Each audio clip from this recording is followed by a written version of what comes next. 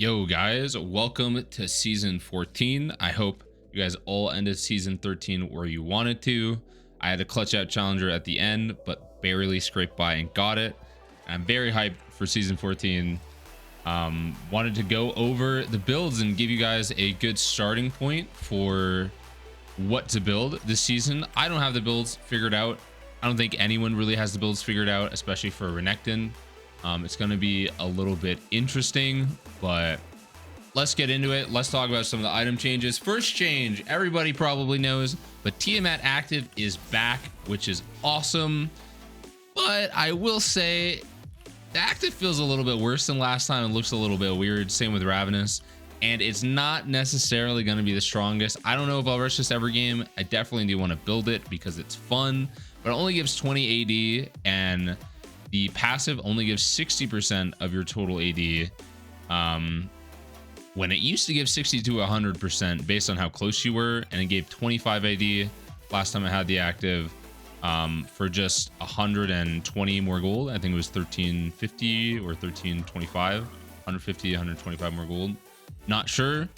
But let's talk about some of the HP bruiser builds first. Then I'll get into, a different type of bruiser build with more like resist and eclipse, and then we'll go into full AD. So let's talk about first, in case you're not caught up on the items, Sunder is removed. That's number one for me. Okay, this will be a good season just because there's no Sunder.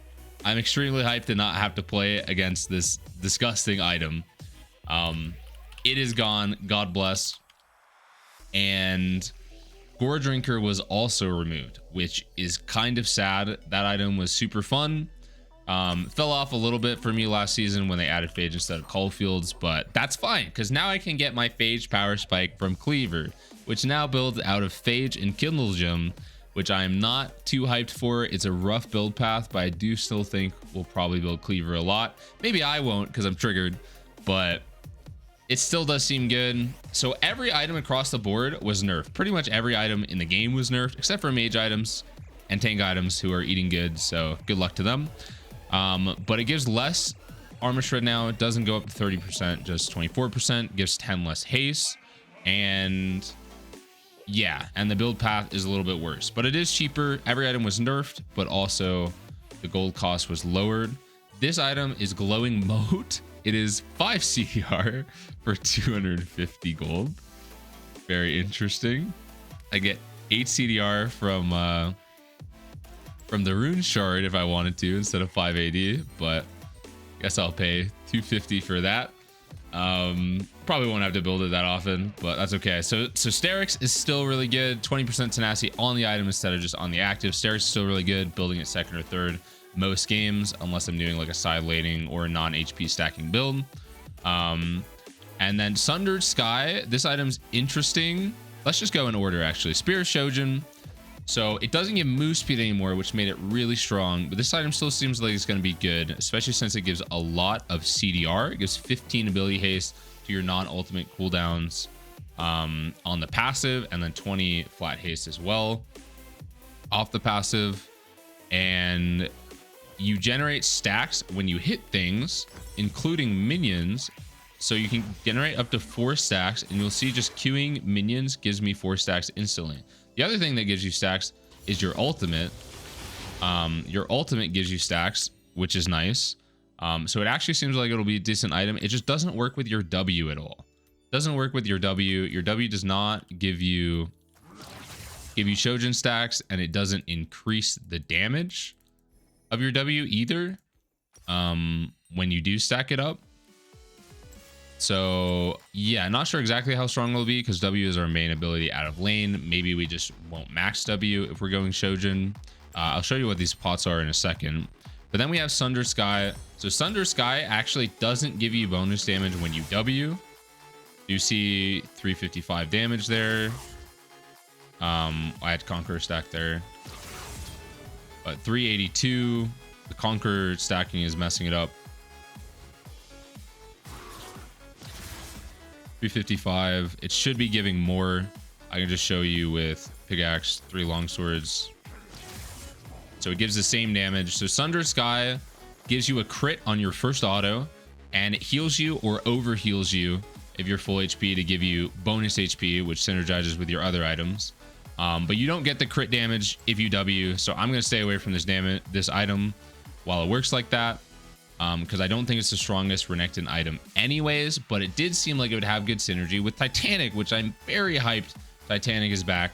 Very front-loaded damage on Titanic, which is really good for bursting squishies. Titanic is 55 AD, 550 health, and its active does a lot of damage because it's an auto reset again. So we can auto Titanic W very quickly, or just W Titanic if we need to. So I'm hyped for Titanic. It's pretty good. Now let me just tell you what these pots are real fast. So this is an inspiration. At level 3, 6, and 9, you get a pot. The first pot you get is Avarice. It gives you basically wave clear and then just 40 gold. So if you're trying to push out a wave quickly and get like a cheater recall.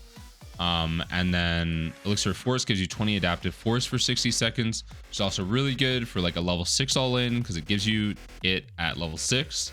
So that's cool. And then you get 1 skill point at level 9. And why that is actually interesting is because if we have 3 points in Q, 3 points in Q, and we're at level 9, you actually will have 4 points in W, and then you use that extra skill point and it puts you to 10 points in W, which can be really huge with like Blade of Rune King Spike, or just having that extra point brings it down to 6 seconds, which makes a big difference for getting an extra W off in fights. So I'll test this out maybe, but every time I don't go domination, I end up regretting it.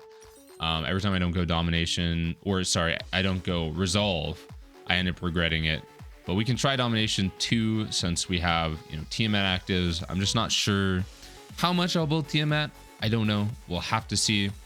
Other item is Hullbreaker for HP items. I'll talk about Stridebreaker too. Hullbreaker doesn't work. Your W doesn't count as a single auto. It has a 5-hit passive that does bonus damage against champions and towers. We'll see 1 auto, IW, no autos. I'm not building this item. I can't get 5 autos off on Renekton when my W doesn't even count as 1. So that's a bit disappointing. I was kind of excited for that item. But Stridebreaker doesn't give us 70% slow anymore. It gives 30% slow and then 30% move speed bonus, which I actually think is better for Renekton, but it doesn't give haste anymore. And decays kind of quickly. But yeah, it doesn't give haste anymore. It can still build Stridebreaker in similar spots versus ranged teams.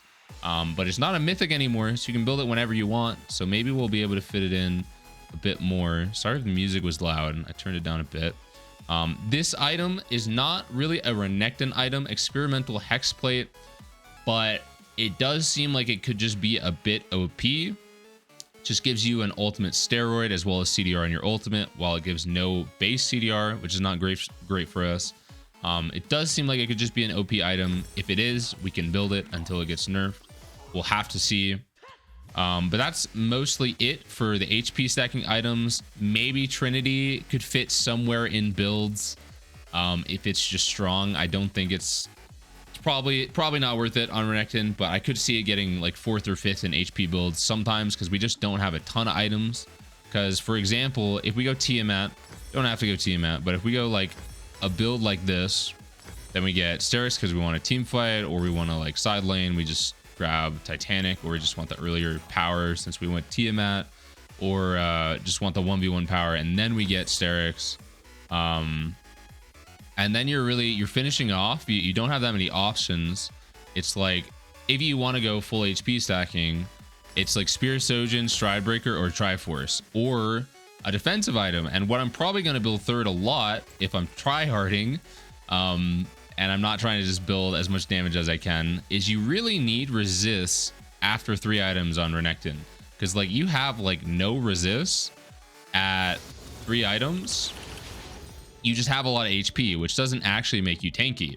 And the reason I want to build this 4th item instead of 5th is because I can actually use 2 slots to be able to get both Negatron and Chain Vest and actually have both types of resistances. Because Jackshow is the last item. Now that Gargoyle is gone, rest in peace. It is the last item that will give you armor and MR. I believe it might be like the last item in general, other than something like Locket. but it at least is the last good item. I think it's the last item that actually gives both. So this is like your only option for getting both. If you want to just slap one resist item and you want to be able to get both of these right away, and you still want to stack HP in your HP stacking build. If you don't care as much about stacking the HP, you can pivot into something like Eclipse or Death Stance. Death Stance Maw. You can't get Sterix and Maw, so it would be like Death Stance and then either an MR item. For MR items, I don't know what's the best. We're gonna have to test them out. You could get Anathemas if there's one MR target. Visage I don't think will be quite as good, especially without Gore Drinker. I didn't even build it when I did have Gore Drinker. I just went like Abyssal because it was cheaper. But this is the one that gives a shield, or what's the one that gives a shield that I see everyone building? This one gives a huge magic damage shield. Could be pretty good. Probably test that one out first for MR items. But another bruiser build to do that's not an HP build. So build I probably recommend for HP build is just like very generic Cleaver, Titanic, Sterix type deal, or Shojin, same deal. Or if you're against a ranged champion, Stridebreaker can be good. Another bruiserist build we can do is Eclipse. I actually think I'll build Eclipse a lot. So you can't just dive in 1v5 in team fights, but it does seem like it's going to be a strong item. It doesn't have the HP anymore, and it doesn't have lethality. They gave it more AD instead and then made it cheaper. It's 2,800 gold. But comboing Eclipse with then Cleaver and something like a Death Stance Maw, or skipping the Cleaver and going Death Stance Maw, could be really good for a bruiser build. And then out of this, you would just get some like HP items. Titanic can still be good even though you're not stacking HP. I still think it can be good even without the HP stack. You can do something like this or something like this. I'm not entirely sure, or even like a Drive Force Glass. But let's talk about that. That build is interesting. I'm gonna try it. I'm gonna try Eclipse builds. Let's talk about full AD builds. So full AD builds, Blade of the Ruined King, it got changed a little bit, so it gives a 1 second slow, 30% slow on your first hit. It doesn't have a 3-hit burst passive anymore, and it's 100 gold cheaper, I believe. This item usually thrives when every other build is not as good.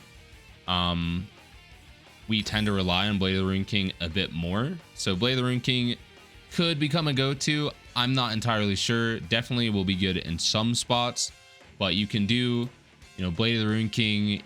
You can do Blade of the Ruined King into bruiser builds too. Blade of the Ruined King Cleaver will be decent. It'll be better than last season, since, you know, you didn't have a mythic doing this last season. But against tanks, doing something like this could be good. You can also go Blade of the Ruined King into Eclipse, into more of a full AD build, or even like this. It's pretty flexible. I do think in full AD builds, I will probably be going Eclipse over Yumu's, because Yumu's gives no lethality, or it gives no CDR anymore, and I'm not sure how strong it will be. It is 2,700 gold, which is nice. I might build it sometimes, but you can see I have 0 CDR. So it's a little hard to get by with just 15 CDR, but if everyone else's CDR is lower, maybe we'll be fine.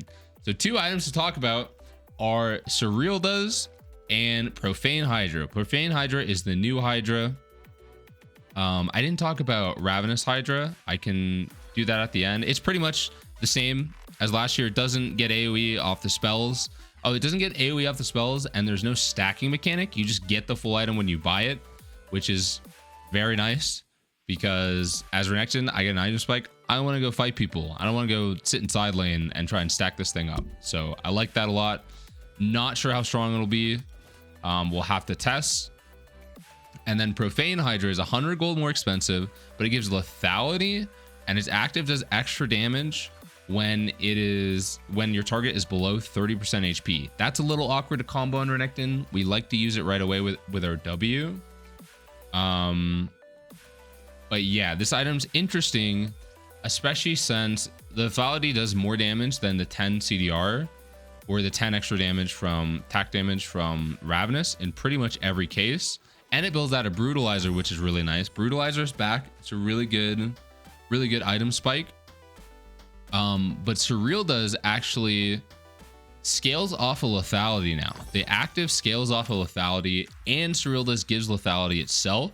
So while if you don't have a lethality item like Yumu's, it only gives 22% armor pen.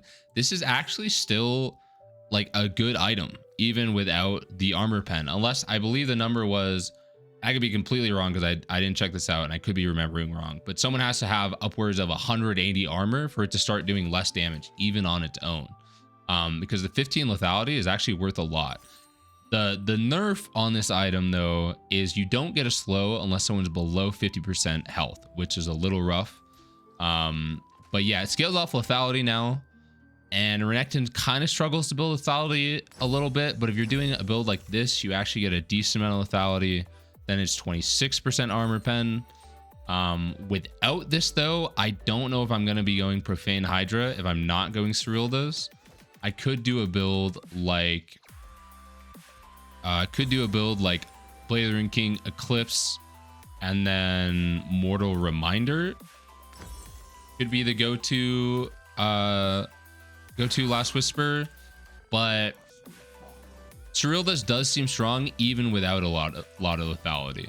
So maybe I will just be built. Oh, the other thing was, you know, Ravenous with this, going like Tiamat into Ravenous. So I don't have any lethality, so it feels like going Mortal Reminder might be worth it, but I'm not sure. Seems like you can still just build Cerildas, and it's probably better to go Profane with it, but I would like to be able to go Ravenous and get some lifesteal, because we don't have, especially in different builds from Blade of the Ring King builds, we don't have Gore Drinker anymore. So we don't really have a lot of sustain, especially since another change was Doran's Blade gives lifesteal now instead of Omnivamp, which is a small nerf to Renekton. So that's a little annoying. But yeah, for full AD builds, the ones I just showed are the main options. The other item that maybe could be good is this one, Voltaic Cyclosword or whatever. Your dashes and stealth stack energized 75% stack faster, and when you get an energized attack, it's a bonus 100 damage, and the 100 damage is going to be stronger the earlier in the game you build this. So it takes a little bit of work to get 2 procs, but yeah, this could maybe be good in lethality builds. Probably not though. But yeah, so for full AD builds, Blade of the Ring King probably still your best option. Then into, you know, Eclipse is probably the move, and then a Hydra or a Last Whisper. So like Profane Cerildas or Hydra Ravenous into Mortal Reminder, or just go Cerildas with no lethality, which seems a little sus. Probably worth it to get Profane, but yeah, that's the full AD build. You can finish off with like a Last Whisper. Probably need to go CDR boots almost every time when you're building Blade of the Rune King. Finish off with like a Yumu's or Edge of Night, or like a bruiser item, like maybe Stride or Shojin or even Triforce. One huge thing to note is you cannot combo Cerildas and Black Cleaver anymore. You can only build one or the other. You cannot get both. They don't want to balance tanks around that. They think it's unfair. They want to focus assassins on killing squishier targets. They don't want everyone to just be able to kill tanks, because it makes it easier to balance the game this way. So I get it, but it's a little annoying, especially since Cleaver was kind of nerfed. I think that's mostly it. That's mostly what I have for builds for you guys. Let me make sure there's nothing else to cover. So Sheen is 1,000 gold. So we can out item spike Sheen champions pretty easily before they can get their Sheen. If you get a recall off before they can get to 1,000 gold, because you should be winning lane versus these Sheen champs early as well, other than maybe Gangplank, who you can still win lane against, but maybe goes a bit more even. The other ones you should beat harder. So that's something to keep in mind. Yeah, I'm excited for the new season. Items are overall not the best for Renekton, but other classes and stuff or like other champions and other builds got nerfed too. So we'll just have to see how we compare it, because it's not about how strong we are compared to last season. It's about how strong we are compared to everyone else. I guess some of the item components, Tumbler, 15 health, 250 or 250 health, 15 attack damage, builds into these items. I mean, the components are kind of whatever. It's easy to see what they do. This is kind of like Seekers, but I don't think anyone's really going to build this and delay their first item like people used to do with Seekers. I think you get first item and then you could get something like this and go a Death Dance second. We'll have to see what builds feel stronger. If HB build feels stronger than like Eclipse into Death Stance, Maw, or even like Cleaver Death Stance Maw is an option. We can bring back this build from the grave. We will see. We will see, guys. Good luck on your season 14 climbs. I hope this was a good starting off point on the items. I don't have the builds figured out. When I do, I will be putting out more content and more guides, but you can check me out testing everything on my stream. I should be live today. Very excited for the season 14 climb. Good luck to you all. Bye-bye.